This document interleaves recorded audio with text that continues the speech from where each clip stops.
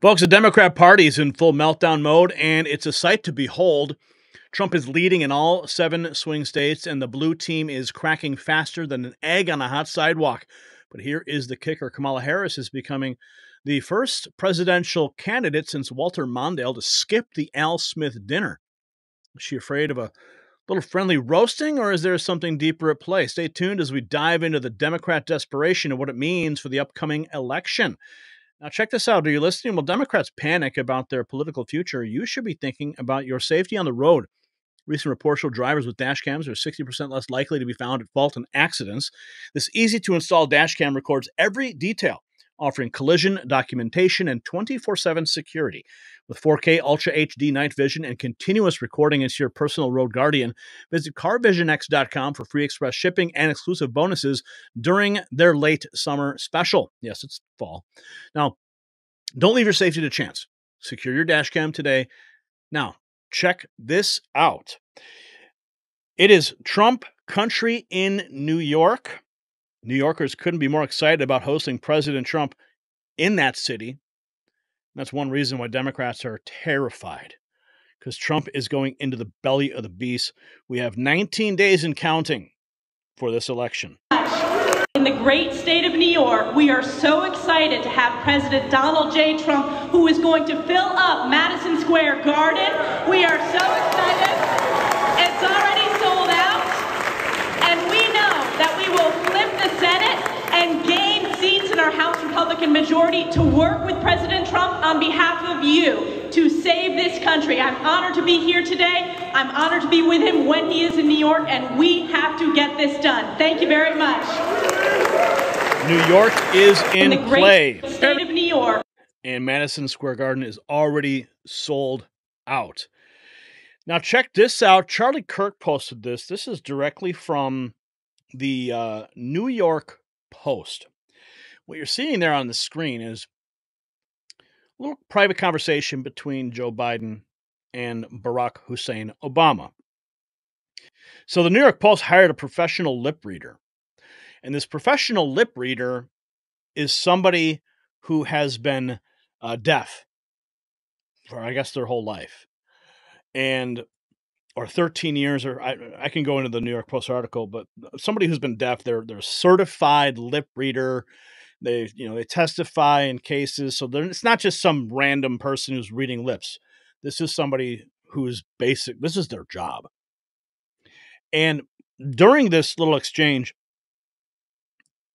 Biden said, "She's not as strong as me." And Obama said, "I know that's true. We have time." This is a stunning revelation that even 2 Democrat presidents know Kamala Harris is weak, historically awful candidate.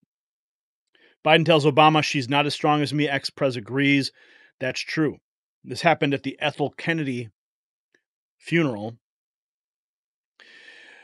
President Biden griped to former President Barack Obama, "She's not as strong as me," with Obama agreeing it's true, and a stunning off-mic conversation deciphered for the Post by a professional lip reader.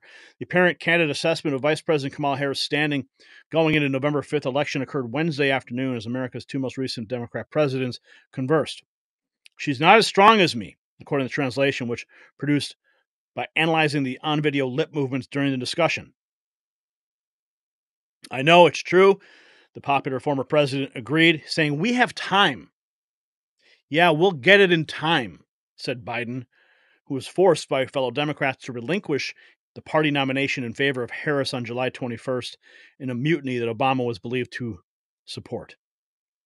Moments earlier, Obama said it's important that we have some time together, in a possible reference to campaigning alongside Harris.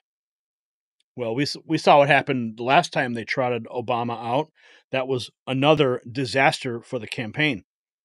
So, Obama admitting Kamala Harris is not as strong as Joe Biden. They know that their time is up. Trump is now leading all 7 swing states in the Real Clear Politics average after taking over the lead in Wisconsin. This is huge. The average shows that Donald Trump is winning in all swing states. So you know the Democrats are in full-blown panic mode. Now, the Al Smith dinner, something that's it's such a beautiful dinner. It's fun to watch the candidates poke at each other. And here's one moment from a past Al Smith dinner. Incidentally, with all of the heated back and forth between my opponent and me at the debate last night, we have proven that we can actually be civil to each other. In fact, just before taking the dais, Hillary accidentally bumped into me, and she very civilly said, "Pardon me."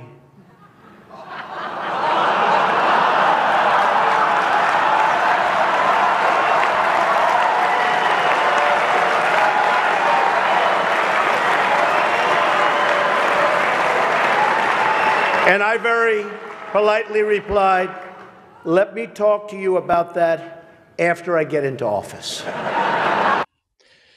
See, it's moments like that. You know, as much as we despise Hillary Clinton, it shows that these people can at least get along and crack some jokes and be lighthearted about how much they hate each other, right? But Kamala, she can't handle it. She can't handle an interview with Bret Baier. She won't be able to handle any confrontations with world leaders if she can't even handle the Al Smith roast. Tonight, Kamala will become the first presidential candidate since Walter Mondale to not attend the Al Smith dinner. Why is she dodging it? Because she's not funny, she hates Catholics, and is too afraid of being roasted by President Trump to her face. Kamala to become the first presidential candidate in 47 years to skip the Al Smith dinner.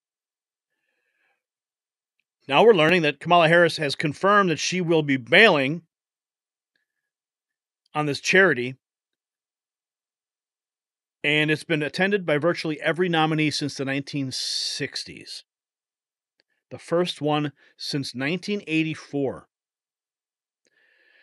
What else we know is that she's apparently going to be ascending in a recorded video. How cowardly is that? It's either going to be recorded or it's going to be live. But the fact is that she'll be staring at a camera, and everyone will be in the room, all dressed to the nines, and she will not be there to, take the barbs, take the shots, because she doesn't have what it takes.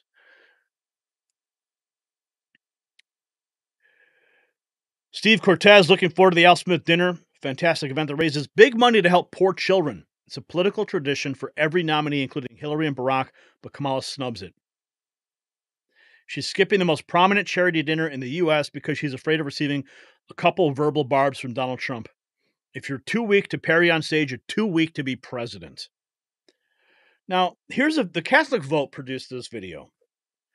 And I think it's pretty damning.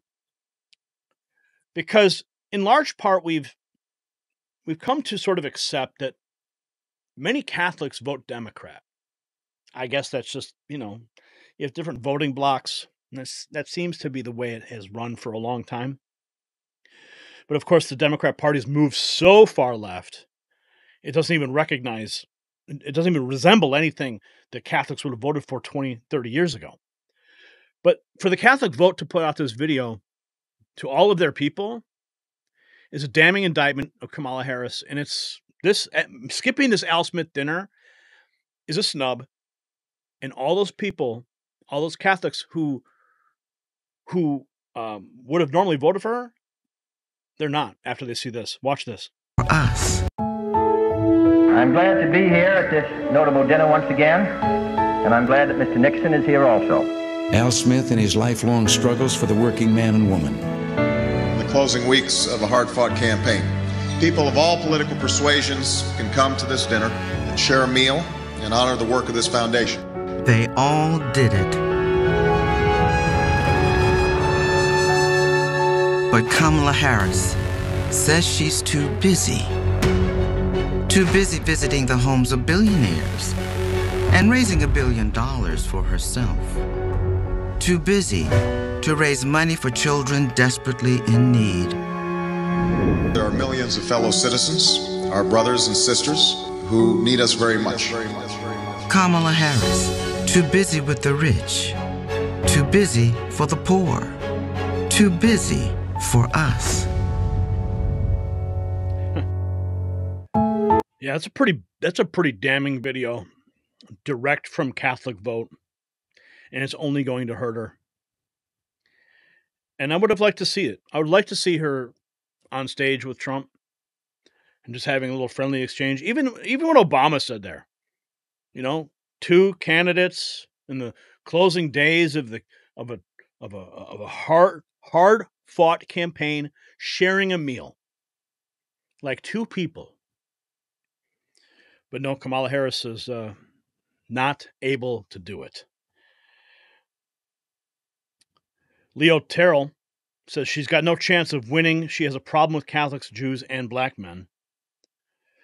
Tonight, Kamala Harris will break tradition by not attending the Al Smith dinner in person, continuing her history of anti-Catholic bigotry by snubbing a charity event that has historically brought together presidential candidates to support disadvantaged kids. But I have on a personal note, what an amazing honor it is to be with all of you. And I want to congratulate Hillary on getting the nomination, and we're in there fighting. And over the next 19 days, somebody's going to be chosen. We'll see what happens. But I have great memories of coming to this dinner with my father over the years when I was a young man. Great experience for me. This was always a special experience for him and me to be together. One thing we can all agree on is the need to support the great work that comes out of the dinner. Millions of dollars have been raised to support disadvantaged children, and I applaud the many people who have worked to make this wonderful event a critical lifeline for children in need. On a personal note, and that's I mean, Kamala Harris is snubbing children in need. It's not just about snubbing the Catholic vote. She's snubbing children in need. Let that sink in. Ugh. We have more. This is a Fox News highlight of dangerous rhetoric being spewed on MSNBC. This is some more talking points of the left. Obviously, this feels like what you read in history are the last days of a dictatorship. To me, this would be like if there was an iPhone in the bunker in 1945. This is the kind of things you would hear, the stuff he's saying on stage in the course of this. And it's, obviously it's incredibly dangerous. This feels like more Hitler references. Here's another new talking point they're rolling out. We can say that, taking us backward. The other is about fascism. Why can't we just say it? Yes, we can say that. Mark Milley said, "No one has ever been more dangerous to this country than Donald Trump, and he is a fascist to his core." Let that sink in, and don't be a damn bit afraid of saying it, because that's exactly who he is. I didn't know that he was going to schedule a rally at Madison Square Garden to mimic the Nazi rally of 10 February 1939. I think that to say that he's a fascist is completely accurate. This race will be far too close because, unfortunately, we do have a fascist groundswell in parts of this country, mainly among white men, let's be clear, but in small pockets among black and brown men, too. How disgraceful. How disgraceful, mainly among white men. Like, why is that language even acceptable? I don't understand how they can continue to create this sickening division. It's only because they're panicking. They have to paint Donald Trump as some kind of radical Hitler-esque figure who's hell-bent on imposing fascism and dictatorship. Meanwhile, he's going to go raise millions of dollars for disadvantaged children, and Kamala Harris is out there courting billionaires. It's the death throes of her campaign. But don't worry, Geraldo Rivera is on her side. He has chosen to become an absolute racist when it comes to speaking of particularly Latin undocumented immigrants, comparing them basically to animals. It's horrifying. I don't know how any Latino person of any self-esteem, any self-respect would be in favor of. You may not know about it, Geraldo, but more Latinos are poisoning the blood of the country. More Latinos are voting for Donald Trump or polling for Donald Trump now than in 2016 and in 2020. He's on to something. Latinos believe and they know that President Trump is not a racist. Oh, He's really? a business owner. That's why he got investigated by DOJ for not ranking I'm to on the African. Trump 47 bus. I'm a Latino. Listen, that means that he you're has okay. me on that bus. That means you're okay with racism. It doesn't mean he's not racist. Absolutely not. We're going to leave it there. Wow. So they're still playing the racist card, the fascist card, the dictator card. Meanwhile, he's winning Wisconsin. He's going to go raise millions of dollars for kids, and Kamala's nowhere to be found. And he's got Madison Square Garden booked, sold out. And they are in panic because the panic is real. From dodging charity events to flailing in the polls, it's clear they are on the ropes. But here's the million-dollar question. Is this just a temporary setback, or are we witnessing the beginning of the end for the Democrat Party as we know it? The writing's on the wall, but I want to hear from you. What do you think is the biggest factor contributing to Democrats' current panic? Let us know in the comments below.